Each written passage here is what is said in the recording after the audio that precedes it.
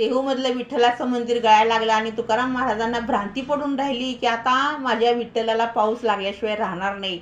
म्हणून स्वतः एकट्यानेच ठरवलं की आता मंदिर बांधायचं निर्धार केला. खोरं टिकाव घमेलं सगळं घेतलं आणि ते मंदिर बांधायच्या कामाला लागले. काही दिवसानंतर लोक म्हणायला लागले, अहो तुकाराम महाराज, आता पत्रा लागेल, लोखंड लागेल, कोणाची तरी मदत तुम्ही घ्या. त्यावेळेला तुकाराम महाराज म्हणतायत, I don't need any help, word is my property. हे शब्दची आमचे धन, हे शब्दच आमचे रत्न. आणि हे सगळं विठ्ठलाला कळालं. विठ्ठल एका धनाढ्य व्यापाऱ्याच्या स्वप्नात गेला आणि सांगितलं, बाबा आमच्या त्या तुकारामांना मदत करा, त्याशिवाय मंदिर पूर्ण होणार नाही. आणि मंदिर पूर्ण झालं. त्या शब्दामध्ये एवढी ताकद होती, गाथा निर्माण झाली.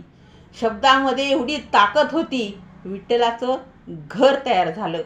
आणि जो तुकारामांचा जो मंत्र आहे बाबाजींनी दिलेला, रामकृष्ण हरी, त्यामध्ये एवढी ताकद आहे की आपलं सुद्धा जीवन सार्थक झाल्याशिवाय राहणार नाही. म्हणून म्हणा, राम कृष्ण हरी, जय हरी विठ्ठल.